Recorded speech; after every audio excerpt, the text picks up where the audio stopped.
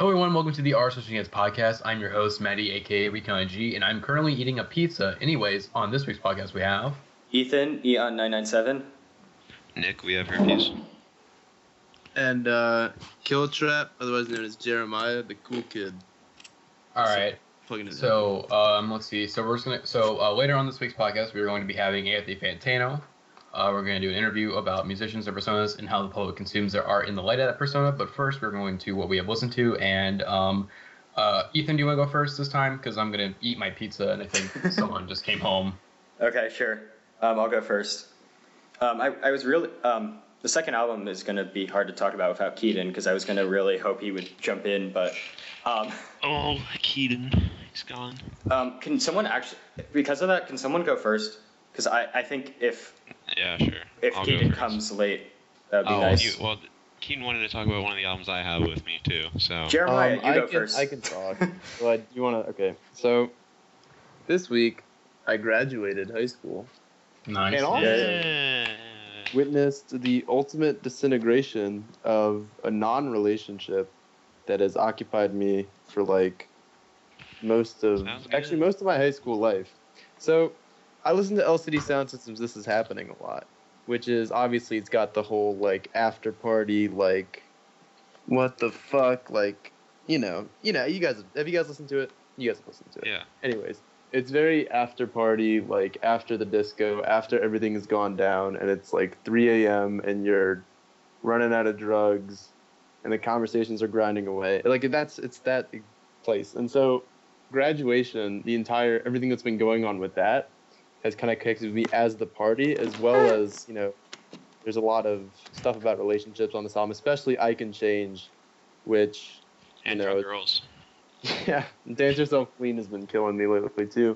But, like, it's really connected with me on a really personal level, in a way that's, like, it always has, but now that I'm actually, like, at the end of something, at the end of two very important things for me, at least in my life thus far, it's really, really connected with me. And I also read... a Pitchfork,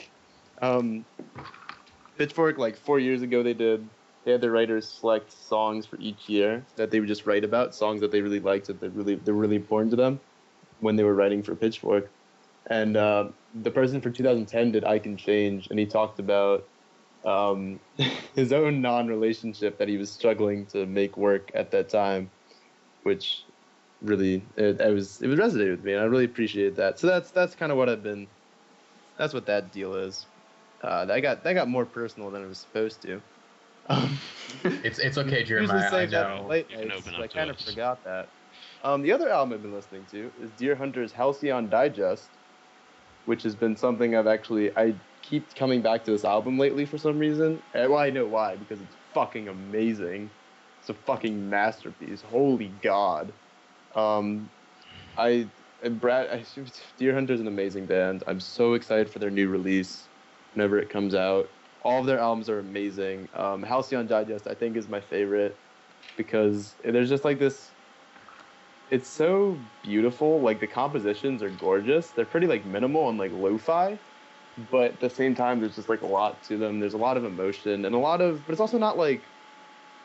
I don't know, it's not, like, an album that's just overtly depressing. There's bits of melancholy, but there's also, like, some celebration in there. It's not like a downtrodden album all the time. It's kind of for like a gloomy day, but it's nice. It's a great album.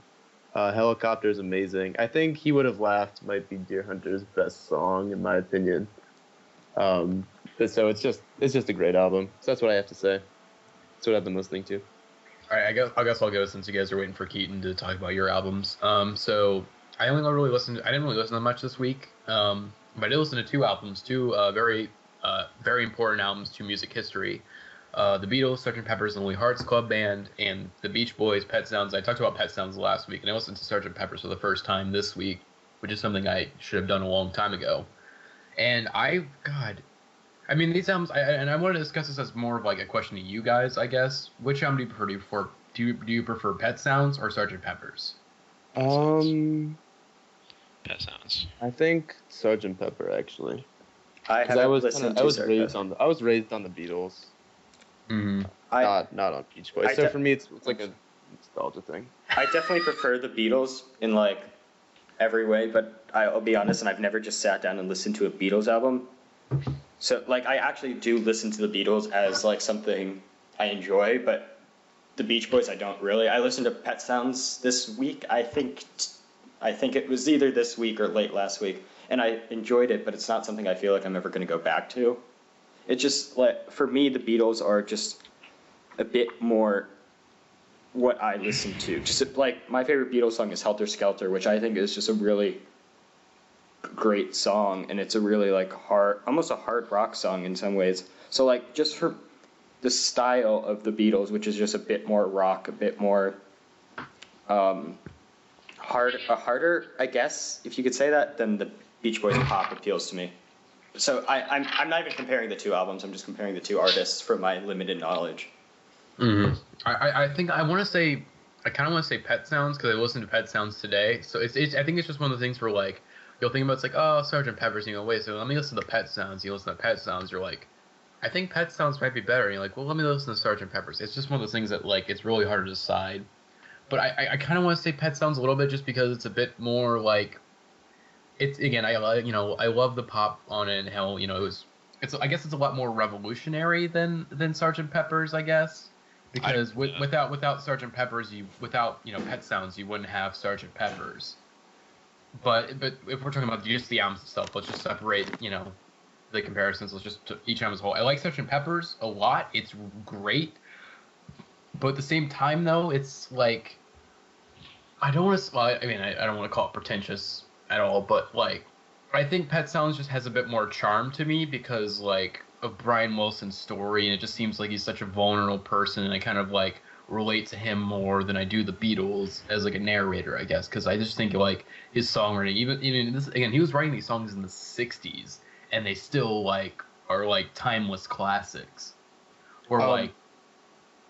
Sgt. Pepper's actually really is pretentious. Going back to what you said, sorry. It's a super pretentious album. But it's like it's like pretentious in a good way. Yeah. Like it's like way over the top, but it's like, okay, you know what? It's kind of cool though. It's kind of like another album that's like pretentious, but I still love it, is like Because of the Internet. That album is pretentious as fuck. There's a script, and he was like doing method acting as the character in the album like months before it was getting ready to release. It's like just like everything surrounding the album is pretentious, but like itself is actually pretty good, and I really like it. But anyways, but yeah, I prefer Pet Sounds just because, like, yeah, I relate to the songs a bit more. I relate to the songwriting a bit more. I like the kind of the vocal harmonies are great. The production is revolutionary and just also really great, and just it still sounds great today. And Brian Wilson, man, I feel Brian Wilson, okay? I feel him. I think Pet Sounds is really influential. It might be one of the most influential albums ever. It might be the most influential album of, like, modern music, definitely. Yeah, I feel like a lot of bands that a lot, like, people like are, like, is, like, super heavily influenced by Pet Sounds. Mm-hmm. Specifically, like, Animal Collective. I feel like Animal Collective draws a lot of influences from the Beach Boys. Mm-hmm. My friend. Yeah, that's my input, really. That's all my input, really. I prefer Pet Sounds, and I mean, when Ethan said earlier about, like, never really sitting down and listening to an entire Beatles album, I can actually relate to that. I don't really listen to entire Beatles albums all the way through. I mean, I have probably once or twice, but it's not like anything I go back to like a whole lot.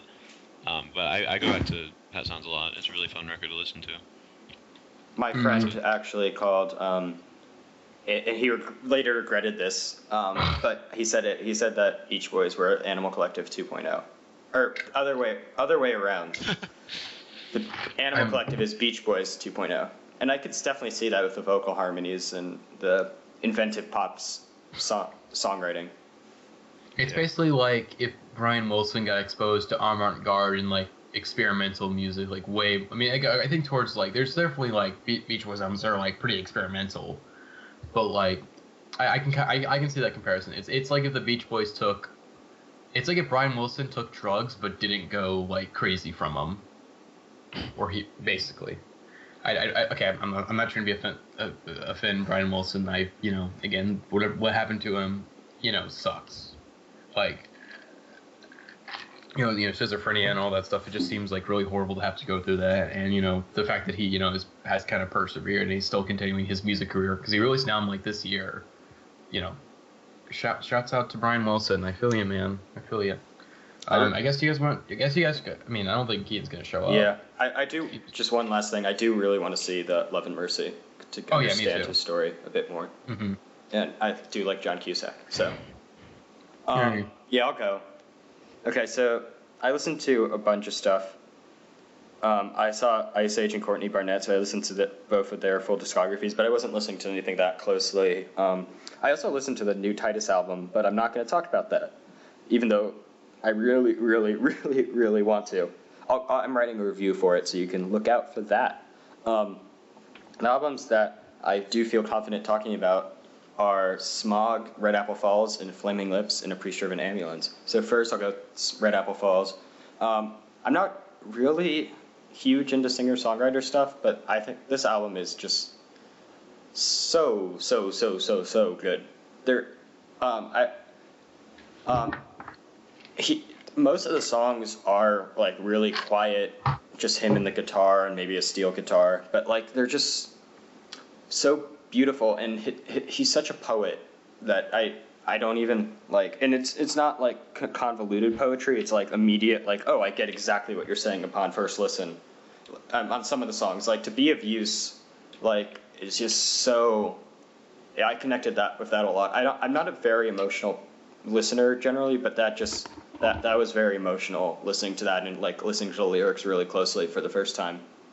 And but I also like he can do the more pop songs like Ex-Con, which is just a fantastic arrangement.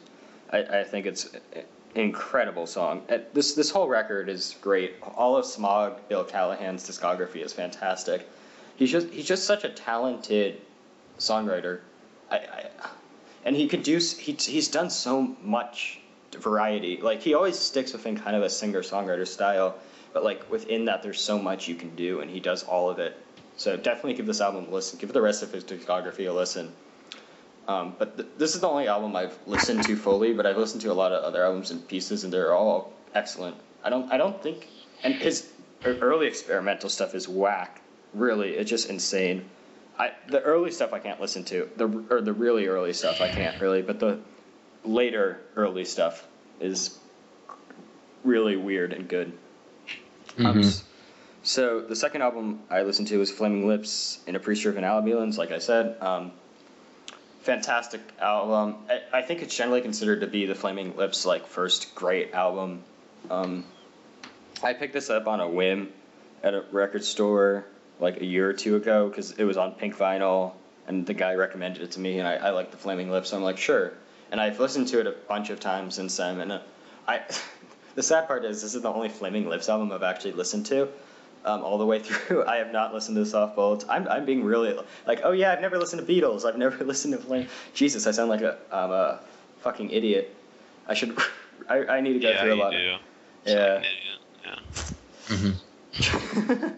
I do. There's some discographies I'm really lacking on, but this album is fantastic, and I think it's generally overlooked compared to like Soft Bullets and Yoshimi. And I like how Wayne Cohen on this album doesn't sound as confident as he does on his later stuff. Like this is still when the band is still relatively small and not like headlining festivals or anything, or like being really high on a festival and not touring major venues. So like I just find that to be really cool. And they definitely sound more like space rock. I mean, not space rock, psychedelic rock on this album, I think, than they do on their later stuff. They definitely have that psychedelic vibe going on throughout the rest of their discography, but this is the most they sound like that, I think. And I have trouble talking. I know this is like a rock. I think it's like a rock opera about Jesus or something. And I haven't really listened that closely to the lyrics, but musically this album is fantastic and definitely worth the listen. If nothing else, listen to their cover of What a Wonderful World, because I think that's one of my favorite covers. It just like when I was listening to this album, to be honest, I kind of like listened to the first two tracks, kind of zoned out and did some other stuff during the middle. But then like whenever I do that with this album, which seems to happen a lot with this album for some reason, I just always tune right back in during What a Wonderful World. It's just one of the, I don't know why, it's just they kind of do this weird dissonant cover, but it's also beautiful. I don't know. Definitely, if you don't listen to this full album, at least listen to that one song. But I definitely recommend this whole album. Okay, Nick, you can go. All right. First album that I listened to was So Blocky by Slowdive.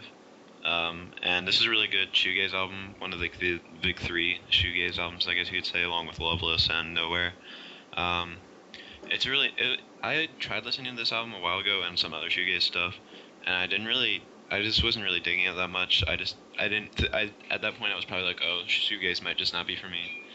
Because, I mean, it was pretty noisy, and, I mean, typically it's not, like, my favorite type of music, but I listened to this again after I saw that documentary from Pitchfork about it, and I really liked this album. I got past the noisy aspects of shoegaze and sort of saw, like, the layered instruments and stuff like that, and I really enjoyed it. The vocals are really kind of dreamy for most of this album. I mean, songs like When the Sun Hits, they, you know, go from really delicate to really loud. You know, it can be more like traditional, like Kevin Shields influenced shoegaze, I guess you could say, like really noisy. But it's a really good album, and I'm really excited to get into shoegaze some more because I haven't really listened to it a whole lot, and it's a pretty big genre, so it'll be fun to listen to it a little bit more. And the other album I listened to a lot was The Mouse and the Mask by Danger Doom. I've been listening to a lot more MF Doom this week as well, and I was trying to decide which MF Doom project that I listened to that like was new. It was like my first time listening to it to talk about, and this is probably the biggest Doom project that is like new. I mean, new to me. I mean, it's really cool. It's a really fun album. Danger Mouse is pretty important to the music industry. He's really unique and has a really cool style, pretty influential, and you know, MF Doom is a really talented rapper, and they mesh really well together because they're both kind of like unique and sort of variable, I guess, from opposed to like other people that do the same thing as them. But I thought all the cartoon snippets in the album were pretty cool. They were kind of like skits, I guess you could say. There's an entire song focused around it, around the cartoon Aqua Teen Hunger Force, and it was pretty cool. I think that the album was kind of released a little bit later into Doom's career, which, I mean, a lot of criticisms around Doom have revolved around the fact that he kind of lost his vigor, I guess you could say, after a while, because he does. Just looking at some of his more recent work, Neruvian Doom. I mean, he didn't really do much on that album, but I mean, he's still like the stuff that he did do wasn't really all that, I guess, impressive. It was kind of bland. Nick, I have a story about Neruvian Doom. Whenever you're done. Oh, okay. Yeah, you can tell that in a minute. But the end also another Doom like verse from the Bad Bad Not Good Ghostface Killah album from this year on that song Ray Gun. I mean, the more recent Doom stuff has been good. I mean, Doom isn't like falling off. I think he just he's like right when he was starting out, he was so unique, and he had really had the opportunity to like do his own thing, and he's still really unique. But I'm trying to say like he had, I don't know, maybe he's losing it maybe a little bit, but I don't really know what to say for that. I mean, I think that this album, though, it came decently late into his career. It was after the release of like Food, Mad Villain, and Doomsday, obviously. And he still has I think like he keeps a lot of his like interesting flow and rhymes on a lot of the songs. So I think it's pretty good. I think it's still like a really good album. Mm-hmm. And I want to check out more Doom soon. And I also want to listen to some more Danger Mouse stuff. Alright, you can tell your Neruvian Doom story now if you want. Okay, so Neruvian Doom was a collaboration album between MF Doom and Bishop Nehru. And Bishop Nehru, he wasn't always Bishop Nehru. He used to be known as Kyle Canvas, okay? He used to go on a forum, or he used to post on a forum that I currently admin called Odd Future Talk, okay? And he used to post his music under the Vanity House section, which is just the section where you post your own music. And The dude was the biggest Earl Sweatshirt ripoff you might have ever seen. Like, there was one point where he was trying to promote one of his songs as an unreleased Earl song. It was just like, wow, this kid is fucking goddamn. But it was like 2012, 2011, you know, that shit was going like crazy because no one knew where the fuck Earl was, and you know, people were just craving Earl music. But anyways, so a few months later, he, I guess, transforms and he decides to become a Joey Badass ripoff. And somehow he goes from posting on an Odd Future forum to getting cosigns from MF Doom and Nas. The dude is a Joey Badass clone. Like, why are you giving props to Joey Badass? He's way better than Bishop Nero. Because at least Joey has his own sort of, like, own personality, his own sound. Yes, it's very influenced by the 90s, but he's able to, you know, do his own thing with it. But Bishop Nero just sounds like, you know, Joey Badass clone. Why? What do you see in this kid? It's not like, well, he has potential to be like one of the best. Motherfucker, he's a clone. You have... Yeah, I'm not even a big Joey Badass guy, but like, what the fuck? And also, you know, he eventually left the forum because, you know, he got famous. Oh yeah, Nerubian name was pretty forgettable.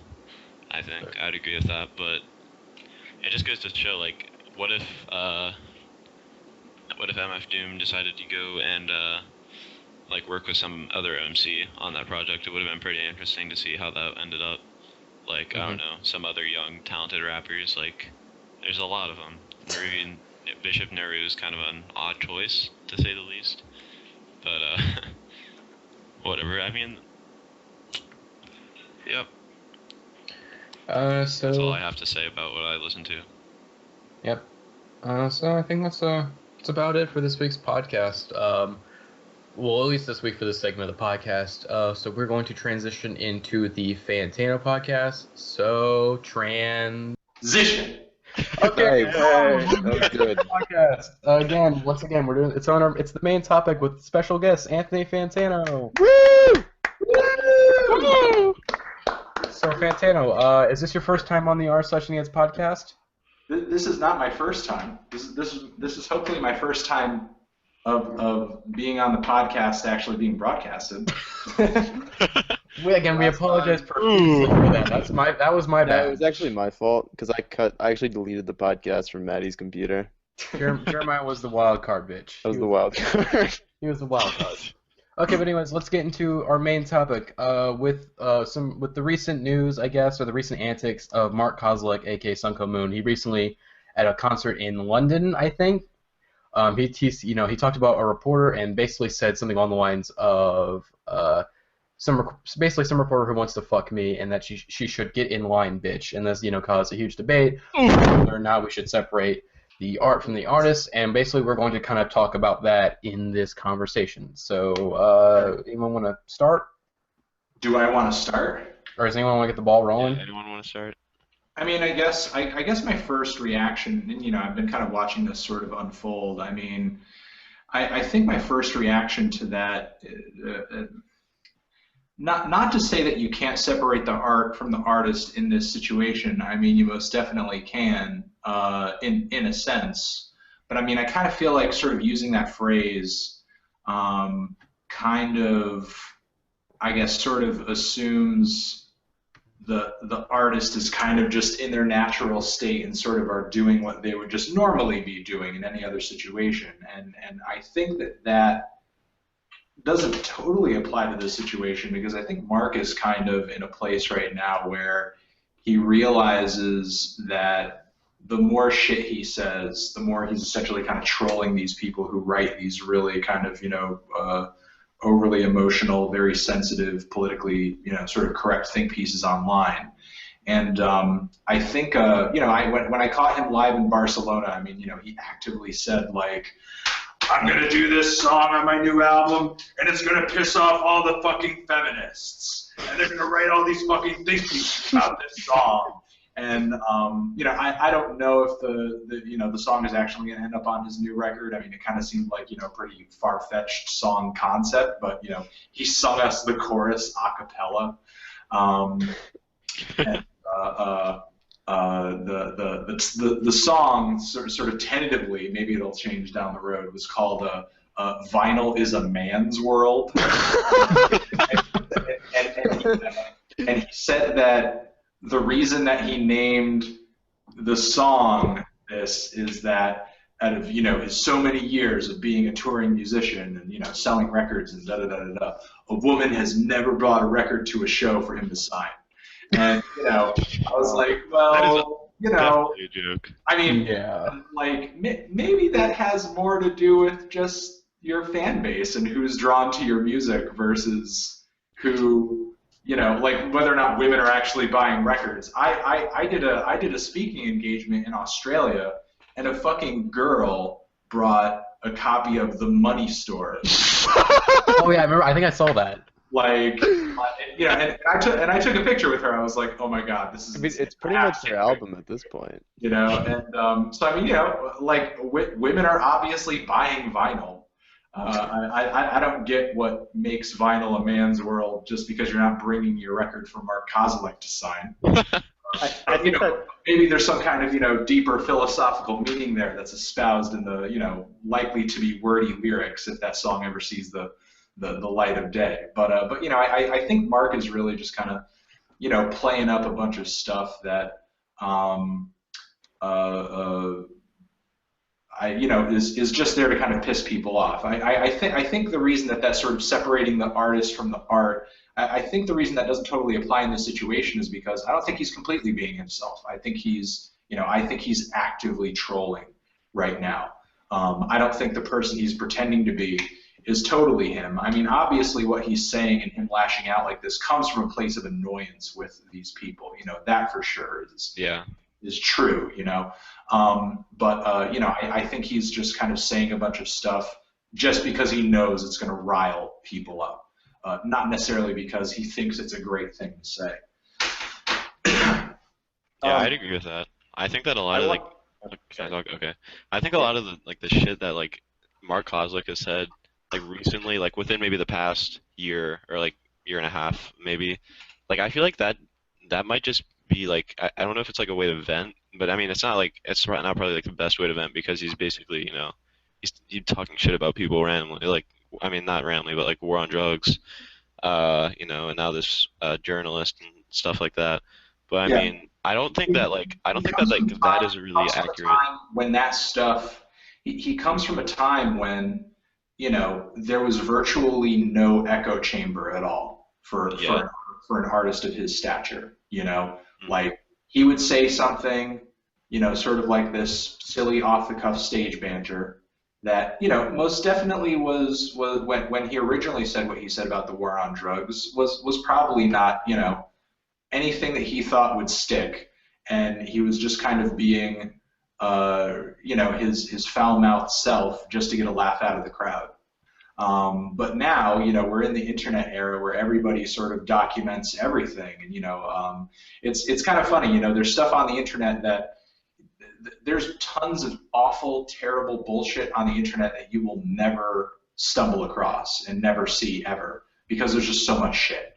But simultaneously, the people who we do kind of keep tabs on, it seems like every single thing that they do and say is very closely documented and saved somewhere where we can always go back and refer to it.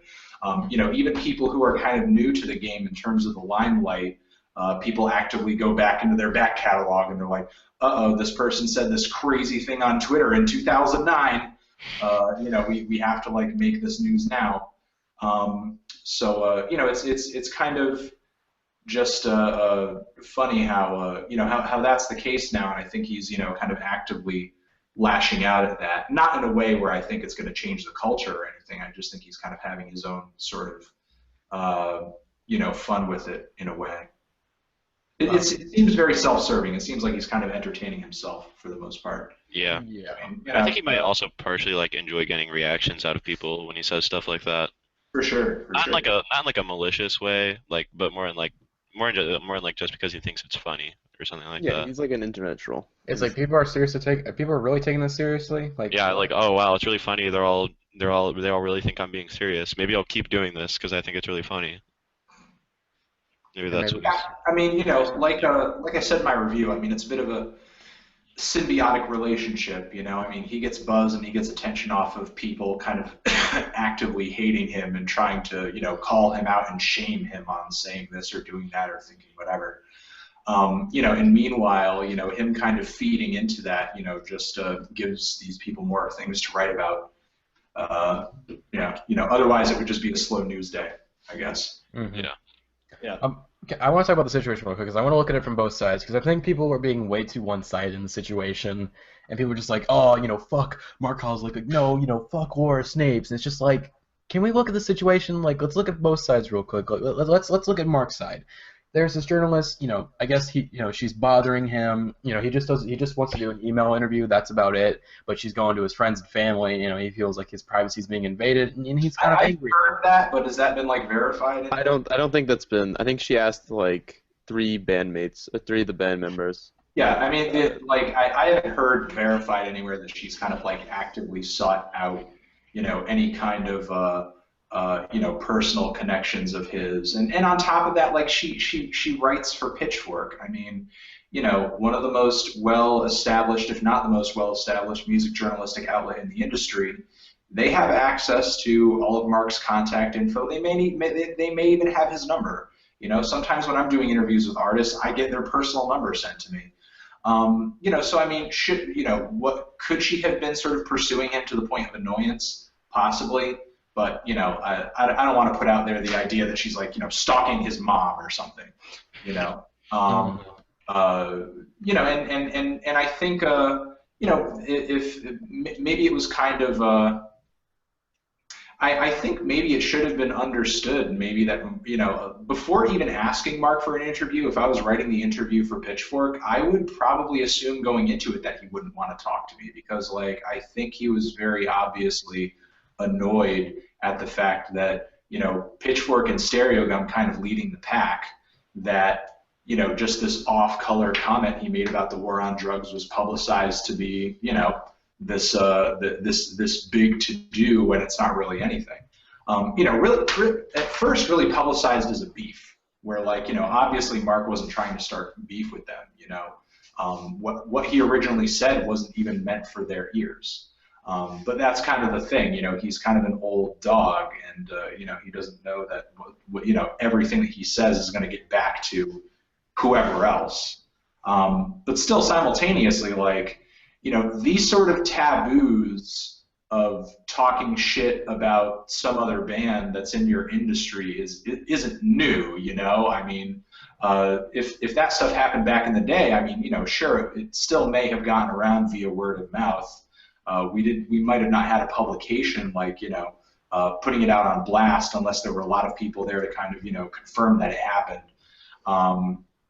But you know, I think, you know, Mark, I think he's justified in his annoyance of, you know, the internet's obsession over this whole thing. But, you know, simultaneously, like, even back in the day, if he was talking that kind of shit on a regular basis, I mean, it would have caught up with him in some way or another.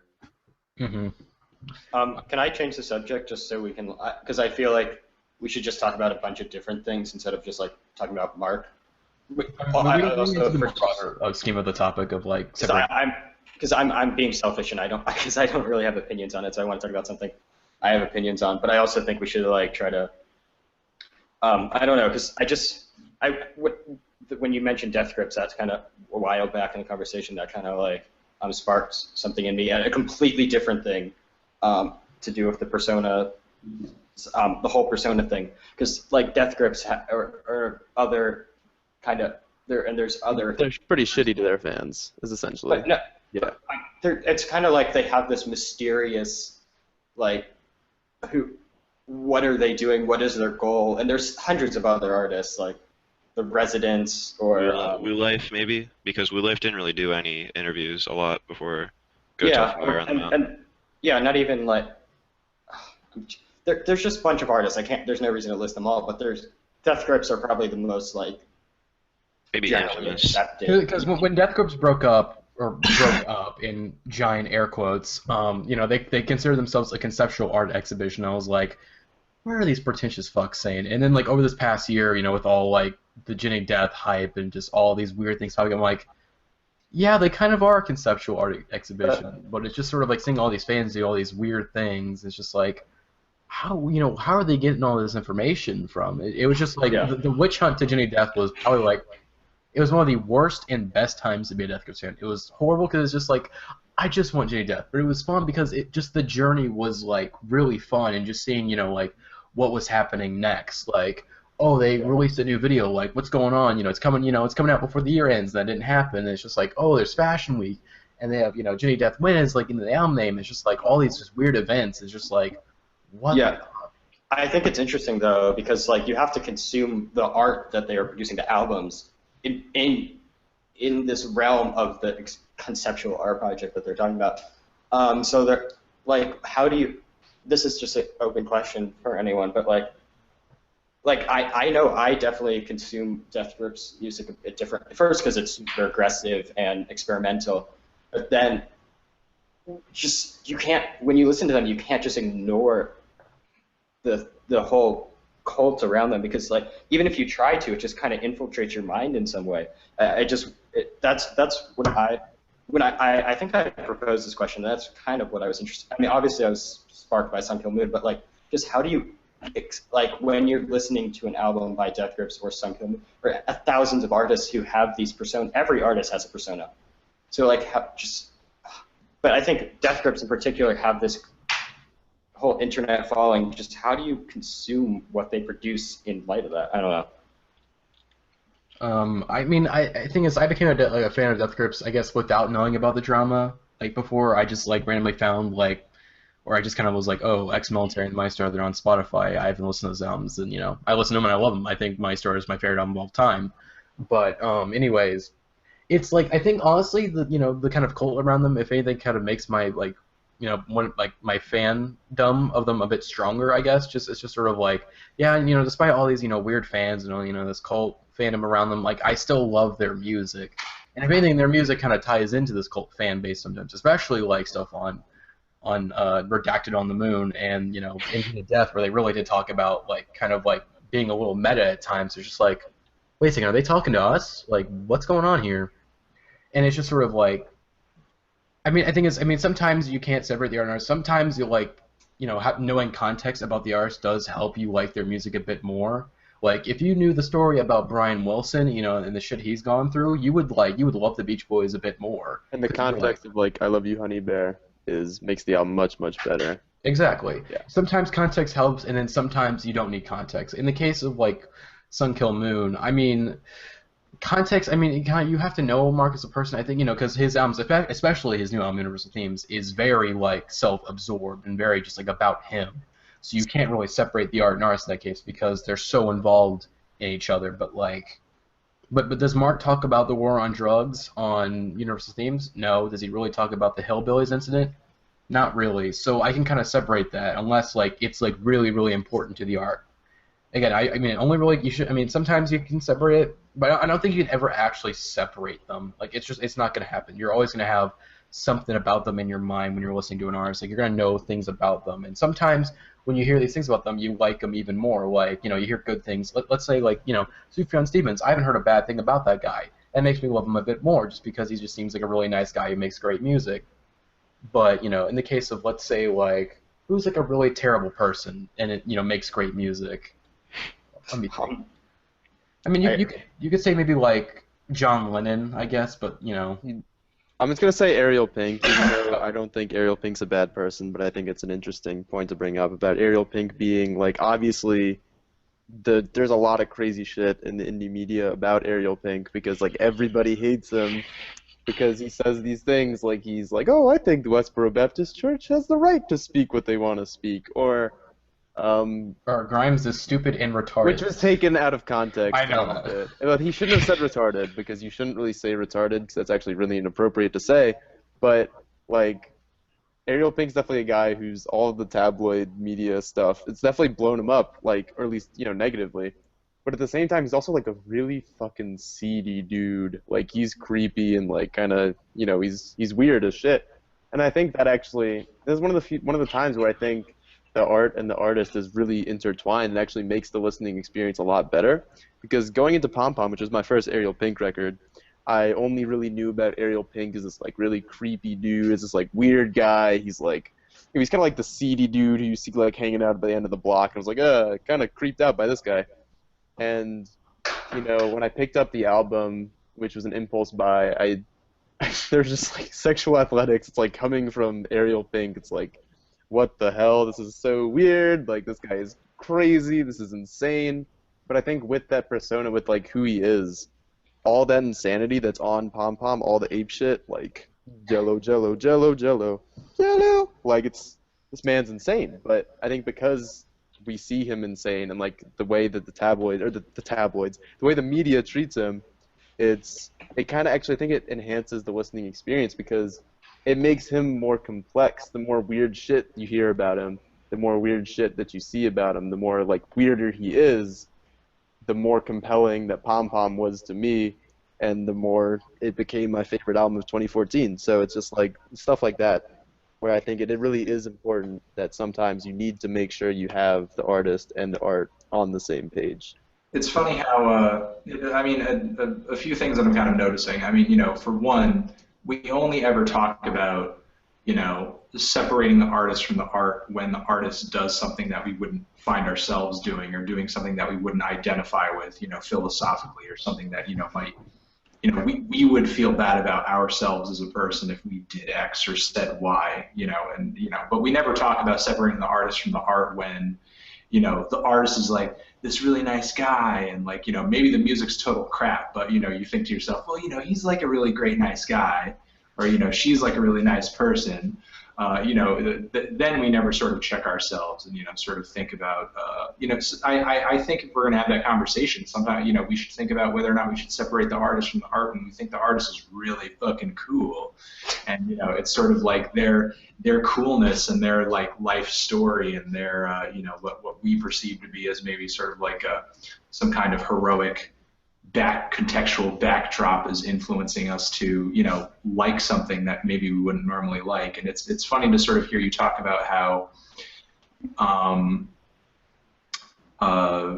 what you're saying about sort of thinking Ariel Pink was kind of, nutty going into Pom Pom. And not to say that he's not nutty, he most definitely is, a nutty guy. But when I think of, kind of the personality of Pom Pom and the highlights for me from that record, Sexual Athletics is not the first track that's fine.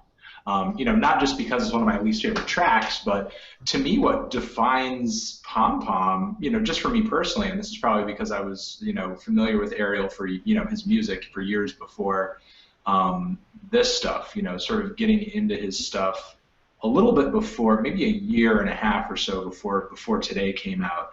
And sort of diving into his pop stuff and his kind of weirder, lo-fi alternative stuff that's just like completely unlistenable tracks that like, sound like, our Stevie Moore ripoffs. And, sort of going into this album, I think this record, instead of hearing this album and being like, oh, this is a weird album, my general reaction and opinion of it is that it's, in a lot of ways like his pop opus. To me, like, I showed, I did an interview recently that's going to be going up in the podcast of a guy who is a music producer, a professional music producer local to me. And, there are quite a few, studios around in my area, but this guy, I go to because he appreciates sound more than any other producer, I've run into in my immediate area. I'm sure there are other people, who are on his level and surpassed or whatever, but, he's got a really acute, sort of attention to detail with sound.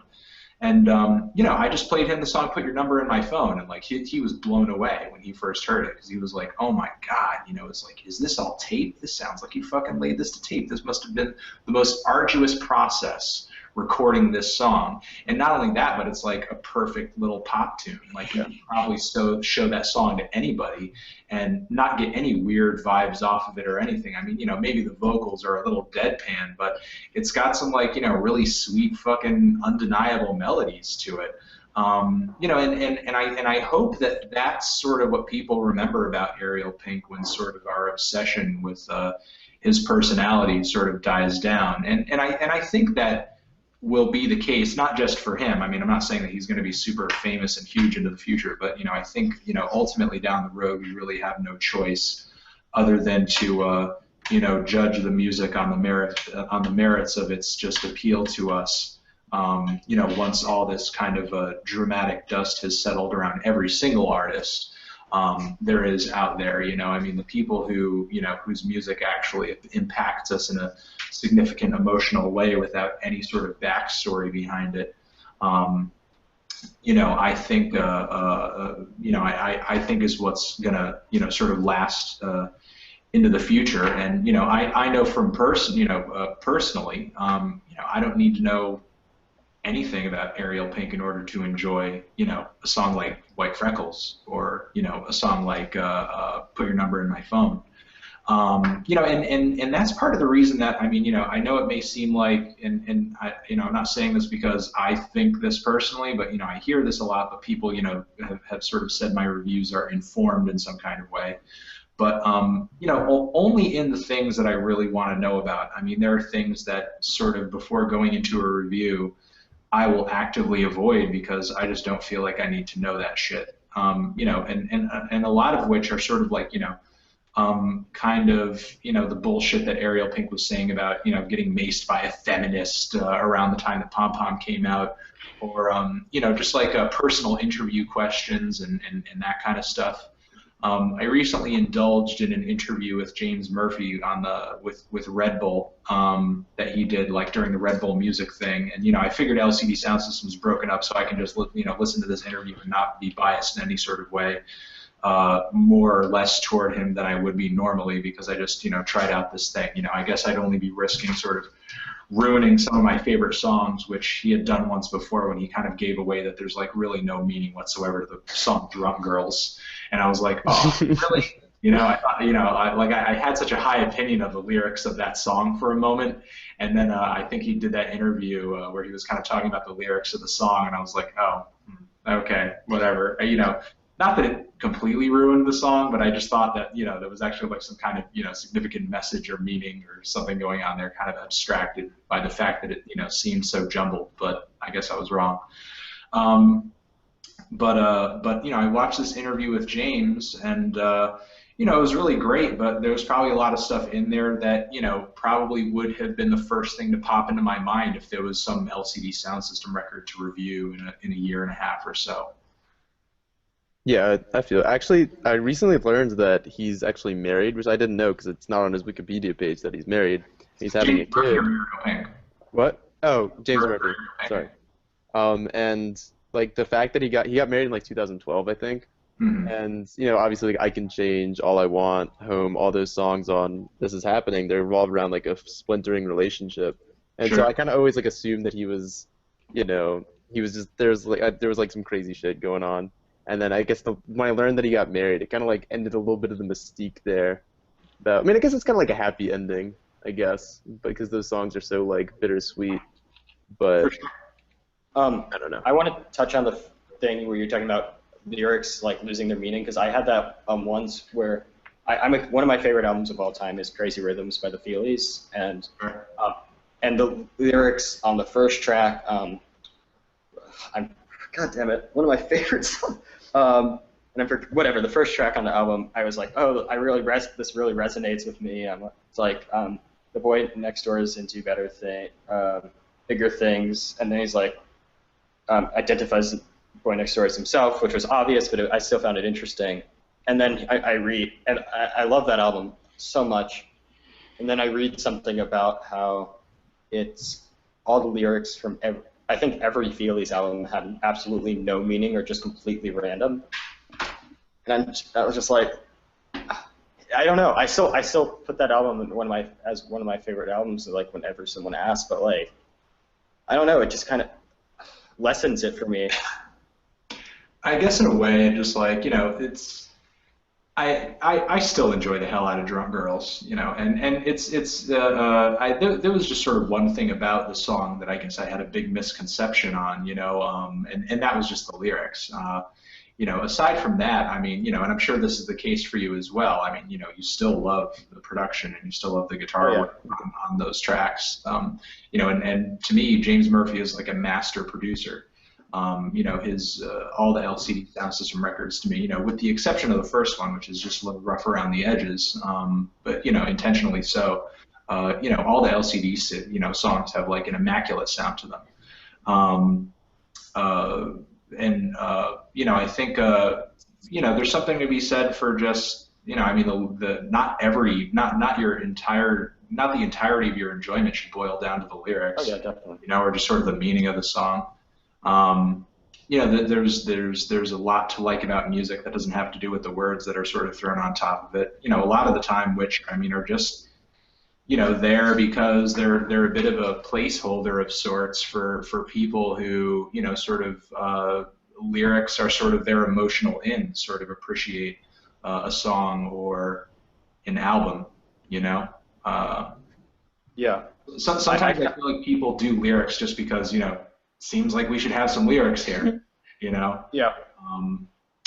You know, I believe even I caught an interview with Ariel Pink sort of saying that, you know, lyrics are often sort of one of the last things on his mind, and he fucking hates writing them. Yeah, another one of my favorite albums is Brainiac's Hissing Prigs and Static Coacher, and the lyrics are just complete nonsense on that album, and I'm like, okay, that's fine. Maybe they have a meaning and I'm an idiot and I don't notice, but I just think they're complete nonsense. I'm like, okay, that's fine. But the problem with the I think there can be great intentions behind complete nonsense either, and not necessarily, you know, a very clearly kind of, you know, easy to interpret intention, but like, you know, just think of you know, I mean, sometimes it's hard to, you know, pick up a piece of paper and a pen and write down something that, you know, literally makes no sense, or like, you know, a jumble of words, just like throw them together that like, you know, I mean, you know, just think of like jumbles of words that like, okay, I've never heard this word and this word put together, you know, like, you know, trying to sort of come up with just like something that seems so out there can be really difficult, you know, because the moment you kind of stumble upon a word combination or, you know, just like a turn of phrase that other people are familiar with, you know, your whole facade of like, this is crazy talk just like completely topples down because, you know, you just wrote something, you know, maybe unintentionally that kind of makes sense for a second there, or has you know, or could be interpreted as meaning something. Yeah. I want to bring Death Grips kind of back in the conversation real quick because I think maybe, I mean, lyrics are not always. You want to What? You again, Sorry. A point that involves Death Grips. Okay. With Death Grips, like, most of the time, you don't understand what the hell MC Wright's saying, okay? You don't understand a word he's saying most of the time. However, it's the emotion in his voice and just the general kind of charisma and cadence he kind of has whenever he raps or screams that you just kind of feel, you know, it's sometimes, you know, the emotions in his inflections you can just more connect important with than that. the lyrics. That's true. It's a good example. I mean, So, you know, it's a good example, but it's not like. Yeah, I mean, you know, it's definitely a point. I mean, you know, we listen to lyrics a lot of the time because we're looking for a certain kind of emotion or delivery to the lyrics. In the same way that, you know, we don't necessarily, you know, we get way more enjoyment out of, let's say, for example, you know, putting MC Ride's lyrics on paper and sort of, you know, kind of annotating them in Rap Genius or something. You know, not to say that that isn't a cool thing, but I mean, you can't just enjoy it in that context. You can learn about more of it in that context, but you wouldn't enjoy it in that context, you know? You wouldn't enjoy his lyrics in that context in the same way that you would listening to him sort of deliver them in the angry way that he does. In kind of the same way that you wouldn't probably enjoy at all reading notated compositions of Ramones songs. You know, there's like nothing about Ramones songs sort of, you know, thrown into, you know, quarter notes and eighth notes and, you know, everything, you know, onto a piece of sheet music that, you know, like, wow, man, they just really had something, those Ramones. You know, it's listening to them play those songs so aggressively and viscerally, where sort of the magic of their compositions come into play. So yeah, you know, I mean, I feel like, you know, while MC Ride, it definitely kind of feels like, you know, we have no fucking clue what he's talking over the course of, the half a dozen or so records that, Death Grips has dropped, they've most definitely sort of, culminated a recognizable style, which I think, can kind of be evidenced in the fact that, I've caught a few, I don't know what you would call them, like hypothetical or just kind of like a fictional or just kind of like pretend lyrics thread, and people would be like, Death Grips fake lyrics thread, go, and like, there'd be like these paragraphs of like lyrics I could feasibly see happening in like a Death Grips song, but it's just like completely just made up bullshit and nonsense by people like typing behind their keyboards on 4chan. Mm-hmm. And another point I want to bring up with the emotion, I mean, sometimes, again, we were talking about lyrics, and sometimes, again, the delivery of emotional lyrics is just as important as the lyrics themselves. Because I got in an argument with someone, and you're not going to believe this, but I got in an argument with someone over Young Thug about, like, this. Where he was talking about, like, well, he talks about, all these really emotional topics in his song about, Michael Brown and his family and whatnot. It's like, I don't care. Again, he has no death. Again, just because he talks about emotional things doesn't mean that I'm going to care. His mention of Michael Brown could be boiled down to like a shout out more than any kind of like, incredible, lengthy, deep dive into sort of everything that, sort of relates to that situation. It's just kind of more of a reference or an acknowledgement. Yeah, and it's just sort of like, just because he talks about these subjects doesn't mean that, like, he can't, like, he does it well. Just it's like, it's like, I'm gonna try talking about these really, like, important subjects to make myself look better, but it's like, no. Or even necessarily that he means it. I mean, there are, he's said in the past that, I'm not following all this, sort of police violence shit. We're just here to sort of get money, blah blah blah blah blah, sort of on this red carpet. And there are artists in the past who have been sort of called out. MIA, for example, though I don't completely agree with, the journalist who tried to call her on this, but, as well as, like, the band MC5, who, have sort of used political, language or kind of social or revolutionary language to kind of, further their art and sort of make it more entertaining. If you listen, I listened to an interview with, I think it was Mark Maron's interview with Wayne Kramer, and, like, when you listen to Wayne Kramer talk, he just was living he was living a rebellious life. I think he was living in kind of a commune with, like, his band, and like I can't imagine someone like not, and I mean they're obviously so important in terms of the musical progression, and they're a great band on their own. So I just can't imagine someone. So I don't know exactly what you're referring to, but like I just can't imagine someone saying that. You mean, who am I referring to as far as an artist, or do you mean the journalist? The article you're referring to, or just the people calling them out on their. Well, I mean, for example, the MC5. I mean, Frank Zappa has called out MC5 back in the day as just kind of using revolutionary language, but not actually kind of meaning it. And I mean, a guy like John Lennon, who, I mean, you have to imagine that he was the richest man in the world, sort of talking about stuff like, imagine if there were no possessions and, all that kind of shit. Which again is like, talks a good game, and, it's, and I like the fact that, a song like Imagine,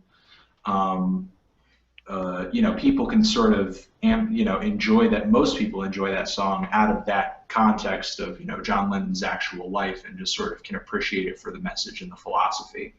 But the thing about songs and lyrics in songs is that, messages are these static things that, if written down and documented accurately and well, we can always refer back to them, and they always mean and say the same thing. I mean, sure, maybe we have a different perception on the world, and we have our own worldview, so we may interpret it in a different way than the next generation may, but that song is still saying the same thing it's always said.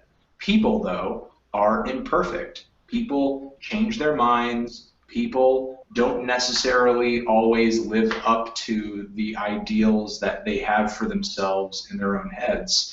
I mean, I don't even live up to my own ideals, a lot of the time. That doesn't mean that I don't try. There are tons of things that I would love to be better at, or do better, or say more eloquently or more poignantly. And, you know, I don't always do, you know, actually, you know, I would say a lot of the time I don't, you know, live up to my own standards, you know, and that's not to say that I've given up, you know, I'm definitely trying, you know, but I think kind of this idea of like this artist sort of says X but does Y. I mean, you know, I get why, you know, people should be concerned about that. I mean, you know, there's nobody likes being lied to, but you know, sort of expecting artists to kind of live up to the ideals that they put forward into their music 100% of the time can be kind of difficult. I mean, you know, another example is sort of against me. I mean, you know, look at their early work and look at, you know, the kind of anarchistic messages that, you know, sort of came through in a lot of their early stuff, especially reinventing Axl Rose. And the band's most definitely political, but, you know, still to this day, but, you know, it's, they're political on different kinds of social topics now, and it seems like, you know, all the kind of anarchist ideals that were sort of espoused in their early work, which, you know, I thought were, you know, super awesome when I first started listening to them, you know, aren't so much discussed right now, nor do I think they really kind of hold that much of a priority in terms of how the band kind of, you know, runs themselves. You know, and probably how they live from day to day, which, you know, is fine with me. You know, I mean, I think I think it's cool to sort of put radical ideas out there on the table, but, you know, the fact of the matter is that we live in a world where, you know, at least not as long as I'm alive, you know, we're not going to get everybody on the same page with anarchy. You know, you know, again, I think, you know, these ideas should be openly discussed, and, you know, they're worth exploring for every new coming generation. But you know, am I under the you know, am I under the impression that if I just, you know, sort of believe in anarchy enough, everybody else is going to? Like, you know, no. So, you know, messages, again, you know, are these static kind of perfect things in some way, even if they're flawed. I mean, sort of perfect in the sense that they are that thing, they stay that thing, they continue to be that thing. But the people that make those statements are often flawed, you know, and they change and alter. And, you know, people may say X, Y, and Z, but then after they've said that a year or two later, more information or sort of life experiences come to light that, you know, either changes their mind or they just no longer believe in X, Y, and Z. Maybe they believe in W as well and V, and maybe a little bit of A, B, and C. You know, their worldview may have widened, and you know, they don't believe in this one single thing in such an extreme way anymore.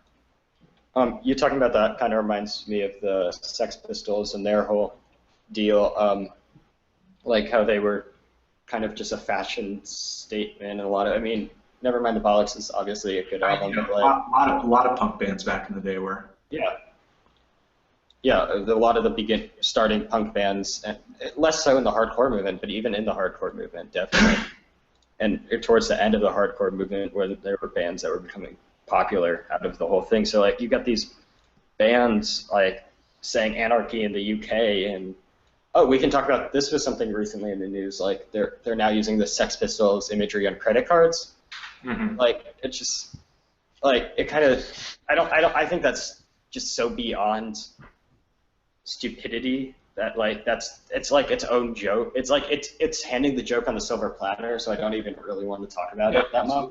I mean, you know, the bands that sort of, you know, kept up this kind of visual facade the most were the ones, and are sort of the ones that, you know, sort of like the whole thing is kind of like a bit of a game of dress up. You know, not to say that the Sex Pistols didn't make great music. You know, they most certainly, you know, did. That's undeniable. But I mean, you know, you look at bands like Sex Pistols, you look at bands like the Casualties, for example. Yeah. You know, and not to say that the Sex Pistols didn't stand for or didn't believe in anything. I mean, you know, the Sex Pistols, I mean, you know, Johnny Rotten was most definitely a bit of a cage rattler in his day, and you know, and you can't, you know, begin to argue that a guy like Sid Vicious wasn't, you know, totally about and didn't totally sort of embody the nihilism that the band was sort of all about, and just kind of the disillusionment that that people of that generation felt with just the current day system. I mean, I don't think they stood for anything politically in the sense that, like, we want health care for everybody, and we want people to be able to have same-sex marriage, and and all that kind of stuff. But I mean, it's certainly political in the sense that it was that their music and kind of their, I guess, bit of for its time, their stage show was a really violent non-endorsement of everything else that was kind of going on. And I feel like there's definitely reason for a guy like Johnny Rotten to sort of be doing shit like, I don't know, like butter commercials, for example, because I mean the kind of like in the same way Death Grips have, kind of the weird alternative thing that they had going has gone mainstream.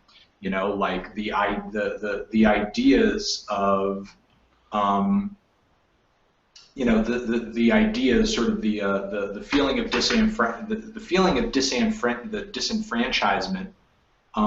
Those ripples can still be felt in the UK today because you have incredibly low voter turnout in the UK, especially with this last election, where you had students that felt very deeply that they had been sort of thrown to the curb by the Liberal Party, who had promised to them that they would sort of erase student debt, which was a ridiculous promise to begin with, but the students actively kind of worked against the Liberal Party in order to sort of kick their ass out of office. Not to say that it necessarily ended out well for them, because now the Tory Party is sort of in control, but simultaneously, a lot of people lost faith in the Labour Party because the guy who was fronting them, looked completely fucking ridiculous. And then compounded on top of all of that, you had Scotland, who essentially pretty much every single Tory or Labour seat in Scotland was kicked out in favor of some kind of Scottish nationalist party. Yeah. So, these ripples of, I guess, disillusionment in the system, has been felt by everybody, from your youngest teenager or 20-something to, your average housewife, or, just like a 40-hour work week sort of dad who's just kind of working a 9-to-5 or whatever. So, in that sense, what the Sex Pistols did, and sort of other UK punk bands as well, I mean, it was, I mean, their message was felt, even if, ultimately not everybody sort of appreciates their music. Yeah, they gave a voice to disenfranchised, which I think is what a lot of independent, I mean, the term independent means that you're rebelling against something, so you can't get signed to a major label, and you're trying to push. I'm starting to fall back on my word or what I was saying as I think about, but I just feel like most independent, and especially punk music, was standing for something. Whether you got Riot Girl standing for women's rights, the UK punk people being fuck Margaret Thatcher, just basically, the hardcore in the US being fuck Ronald Reagan. Like you've got, and whether they did what they were saying doesn't really matter, as long as because they were giving these people a voice, I guess. They were when you go to a hardcore show, you're like, yeah, there's these group of people around me who are also like, fuck Ronald Reagan.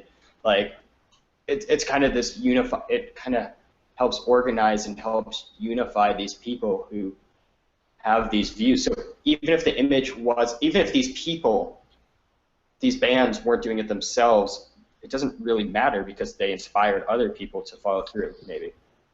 Mm-hmm.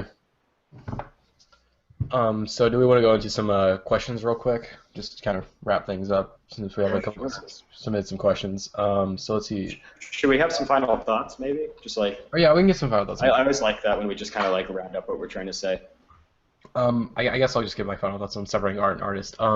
Depends, again, I think it just completely depends on the artist. Sometimes it's just like, their personal life doesn't really matter in the music. If I'm listening to like an electronic musician, does their personal life really kind of affect the music?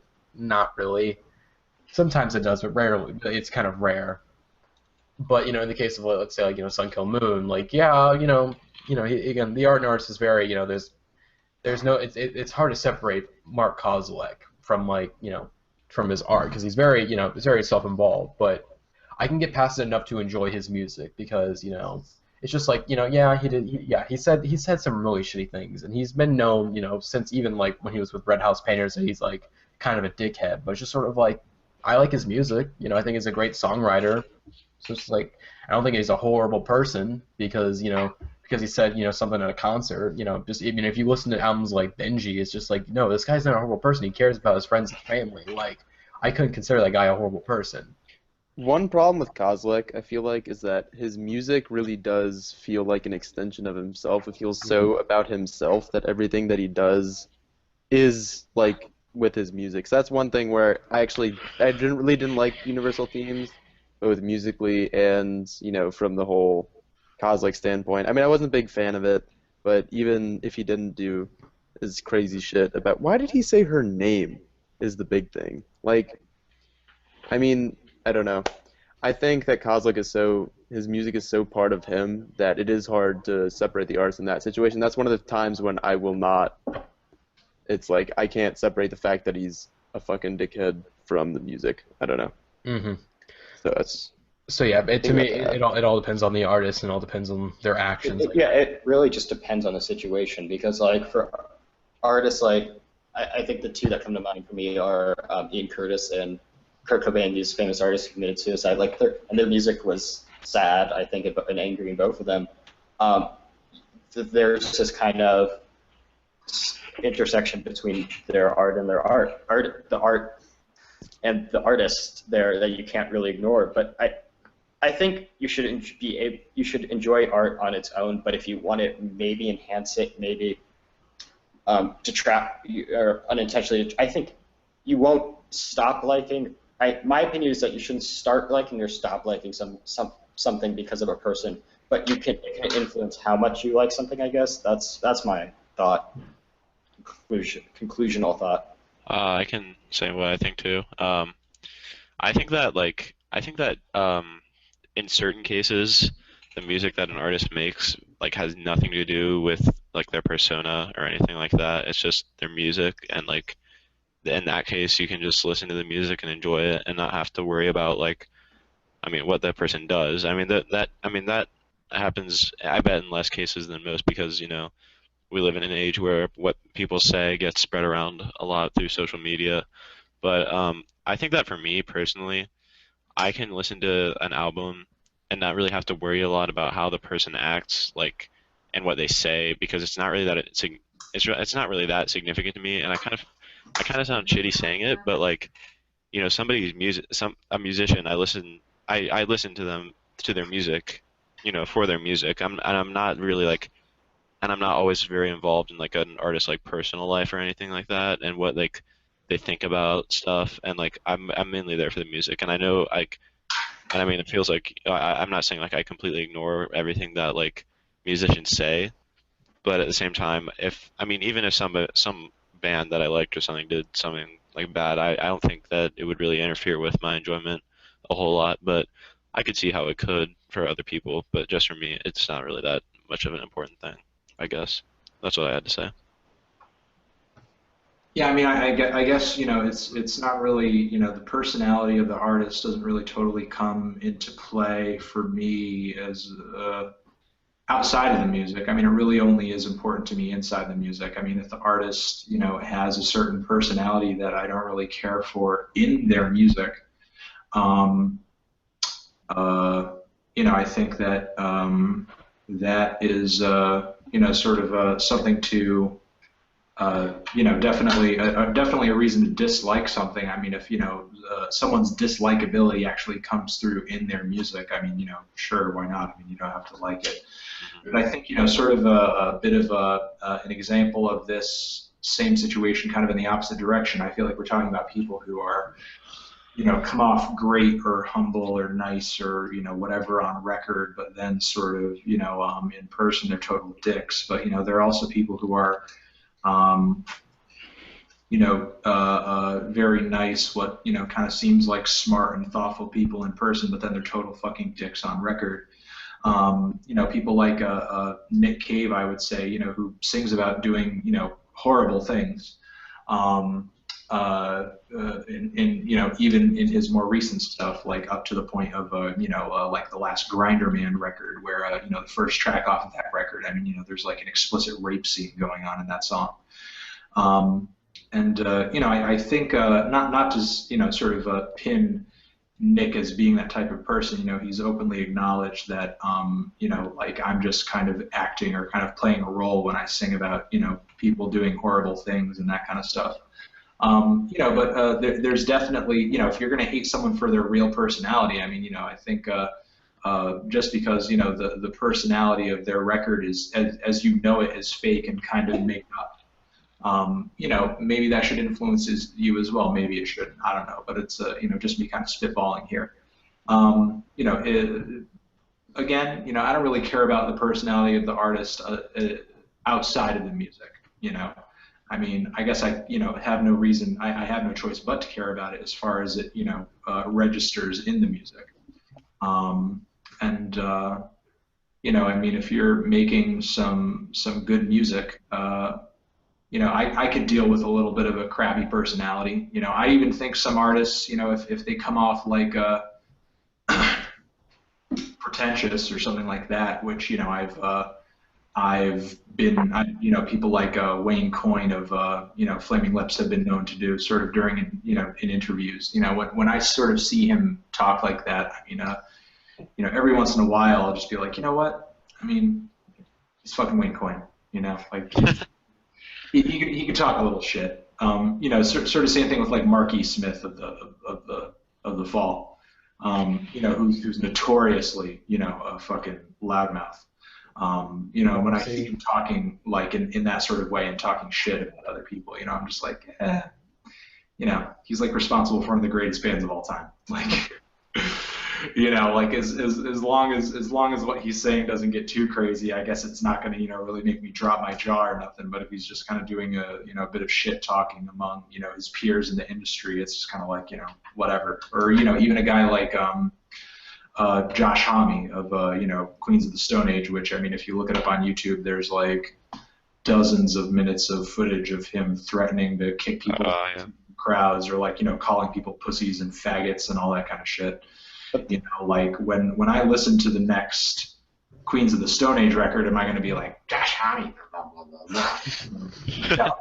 But sort of the fact that I know that can potentially occur. Might make me more hesitant to go see them live, if I know that, there's going to be some kind of stupid shit show, like interrupting the music. But yeah. All right. Yeah. Let's see. I guess we can go into questions real quick, even though most of these are like joke questions. Yeah, most of them, yeah. I could take, are we all answering the question, or am I taking the question, or? We can all answer them. You know. I think no one cares about us. Get it out in 5 and sort of cook some dinner.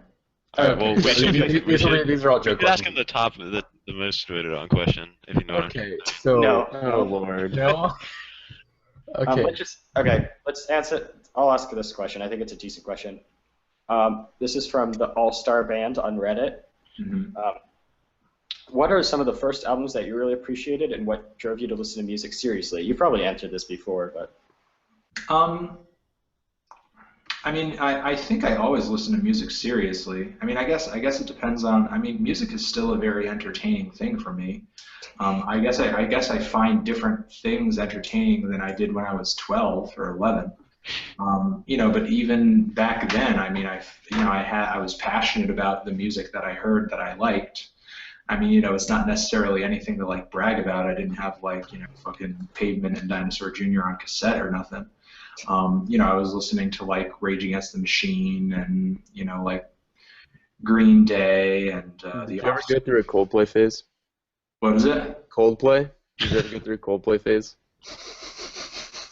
No, Coldplay was not around when I was fucking 12. I wasn't really paying attention, but I was just like, later. When you were 12. Jeremiah just doesn't want to feel alone. He's one of our Coldplay defenders on the podcast. When I was a kid, I was listening to stuff like that, but I was also listening to stuff like, like fucking. I thought TLC had some good songs too, and like Red Hot Chili Peppers, and I remember like listening to Bush and a lot of those grunge bands that were around at the time. So and I had some rap tapes as well, but it was like just mostly sort of mainstream shit that was popular at the time, and I loved Weird Al as a kid too. So those tapes I was sort of really obsessed with, and I always listened to them, I guess, kind of seriously in a way. I mean, even back then, I thought that the guitar riffs on the Offspring album were really cool. I thought that the political lyrics on the Rage Against the Machine album was really cool, and I thought that the the vocal harmonies on the TLC songs were really cool. So I mean, there were elements to the music that I was sort of appreciating in some kind of way. You can like properly articulate those feelings. Yeah, but I wasn't like, the way this bass line is blah blah blah. I wasn't doing any shit like that. I was just listening to the music in the way that I wanted to listen to the music. So I mean, I was listening to it, I guess, as seriously as a 12-year-old could listen to some fucking music. I mean, I guess I started kind of just talking about music in a more adult way when I turned into an adult. I was still taking music very seriously, and sort of being very passionate about seeking out bands and listening to music on a regular basis in high school. But I wasn't, necessarily sort of, having any sort of aspirations to review it or anything like that. But it was, most definitely something that played a really big role in my life, and something that I actively, sought after at, my local record stores with my friends who I knew who were into music. So I mean, I would say that for a long time, for as long as I could remember, caring about music, I've always taken it seriously as I could. For that age that I was at. Mm-hmm. All right, I think this could be the last question since Anthony has to go soon. Some guy wants to know. Well, since you didn't have your channel around long enough to review most of this band's albums, I can't find his username right now. But one guy wanted to know what you thought of the rest of Radiohead's discography, since I think the only Radiohead album you reviewed was The King of Limbs on your channel, right? I'm not going to go too into one particular record right now. I mean, Kid A, because I'm actually thinking I'm going to do a classic review of that. I was getting ready to ask about that. Are you going to do it this year? Yeah. I'm going to do a classic review of Kid A. I can't not skip out. But yeah, I mean, their debut record, I mean, I like the singles, of course. The bends, I'm not too much into the bends. I think OK Computer is great. I love Kid A. I think, again, I'm not going to go too deep into it. It's definitely my favorite of theirs for that era of their discography. I think In Rainbows is most definitely up there as well, as far as one of my favorites of theirs. When that album was sort of on the cusp of coming out, I didn't really. That was about around the time that I had just started my radio show, and I remember sort of on my NPR-based radio show over at WNPR in Hartford. I remember when that record came out, I was repping that record pretty hard. I was pretty surprised with how great that record came out. Not that Radiohead had sort of disappointed us up until that point, but it's just rare for a band to sort of so consistently drop fantastic music. When Radiohead hit a stride, I mean, they really just didn't let up. Radiohead, I mean, I'm hoping to talk about them more, this upcoming Classics Week. Not necessarily because, I mean, for me personally, I think a classic needs to like have at least like 20 years or so to like ruminate. But people seem so fucking like determined to get me to fucking review things. And it is my favorite Radiohead record of sort of that 2000s era. That it just kind of it just makes sense to talk about it. Mm-hmm. All right, cool. All right, I guess that is. Wait, actually, I have a question for you about your review process. So this is something that has always bothered me because I'm very insecure. No, it's not about Kanye, guys. Chill. Something that's like. Because I'm very insecure, and so like if I see someone say like, oh, X song is my least favorite from this album, be like, and I'll like freak out and like think about that all the time whenever I hear it. So I noticed that in your reviews, you always have the least favorite song on the album in the description. Do you like actively pursue a least favorite song to put in there, or do you just think you? Honestly, I only started doing that because people asked me. People are like, I used to not. You can go back into my old reviews, and that shit is not in the description box. And people started. That was really just added as a suggestion because people in the comments were like, you're doing a good job of talking about the album, but we would really love it if you just said like what your favorite and what your least favorite songs are on the record, so that I don't know what they were doing with that information once they got it, but people were asking for it. So I just kind of came to this. A bit of a, I didn't want to make the reviews 5 fucking minutes longer, just be like, and my favorite song is blah, my least favorite. Yeah. So, I kind of came to this compromise with the people who were watching the channel at the time and just said, well, what if I put it in the description? And they said, that's cool with us. So, I mean, that's least favorite song is not really necessarily something that I'm like,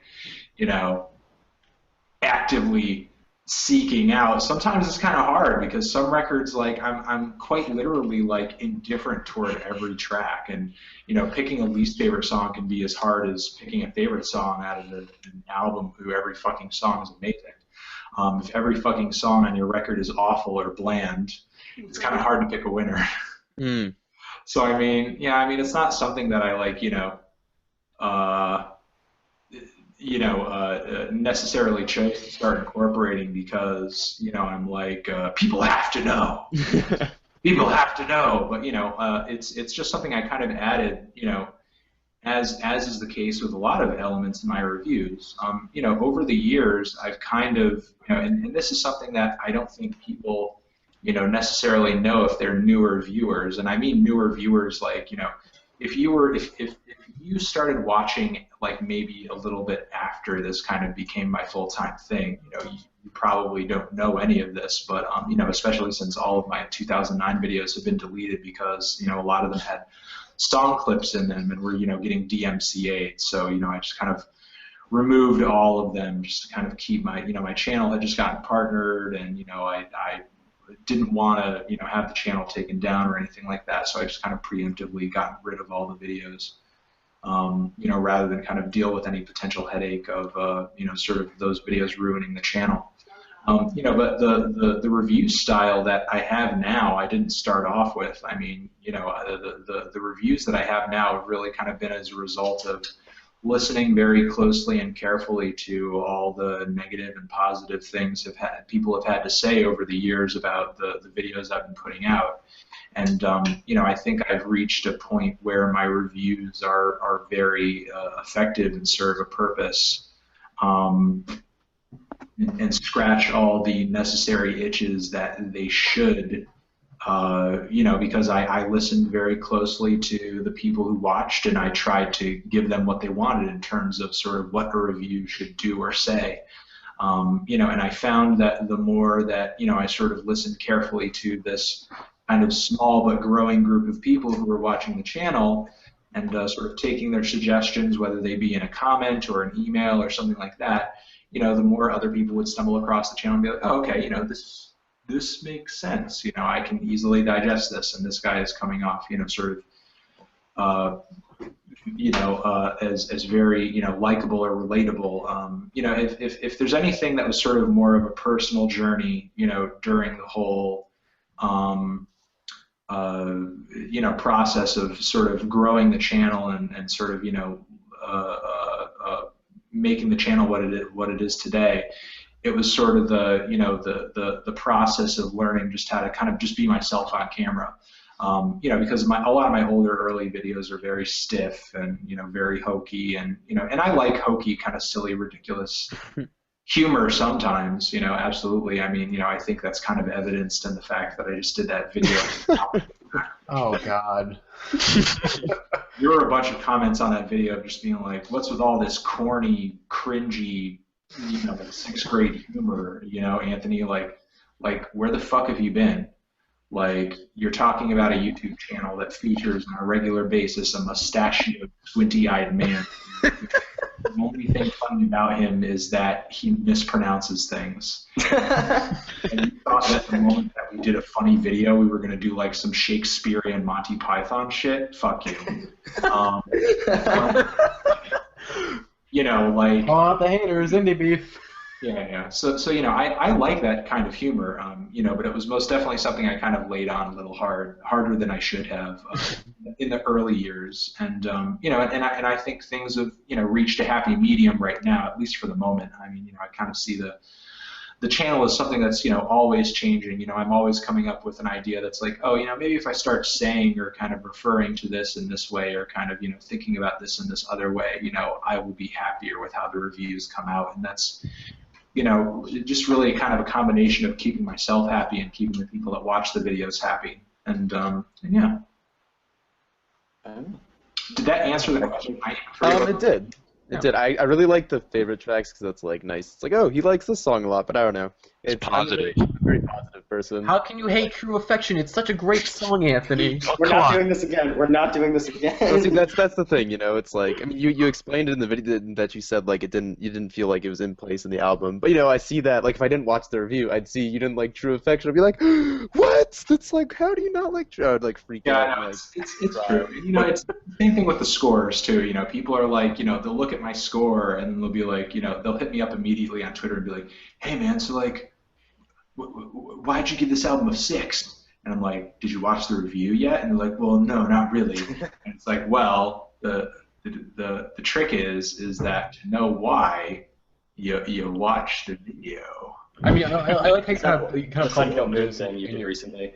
You tried this in your Tubi Kind review where like Cal showed the score and it was just like kind of calling people out. Cal was just sort of like, man, they don't care about the score, they care about the reviews. And I was like, oh, that's a nice little moment. And it's kind of true, because sometimes, I mean, I'll just kind of check the score and be like, why did you give this low of a score? But, like, I mean, sometimes certain scores are like, oh, I gotta see, why you like this record. Because, like, you gave the review to the new, the Clarence Clarity record, and you gave it, like, an 8 out of 10. I was like, oh, like, I gotta check this out. And I love that album. It's great. Or, if you gave, the Dance Gavin Dance on the 1 out of 10, I have to be like, he gave this a 1 out of 10. That's the lowest score he's ever given to an album. Seriously, like I gotta see why he hates this album. Sure. I think scores kind of bring in people be like, oh, why did you give it this score? Yeah. And then sometimes people they just look at the score and they're like, oh, that's what smart people do. Stupid people assume he's like a terrorist for giving an album a 5 or something like that. Just by looking at the description. You don't like the National, so you should get out of this now. This is going to end now because you don't like the National. Is that where this conversation is going? Well, then, let's do an epic. Let's throw down. No, all right. Thank you so much for coming on. Yeah, thank you for coming on. Even though you don't like the National, and I hate you for that. Honestly, though, how? Enjoy the rest of your conversation together. All right, Anthony, thank you for coming on, buddy. Thanks so much for coming on. It was a great time. See you guys. Bye, guys.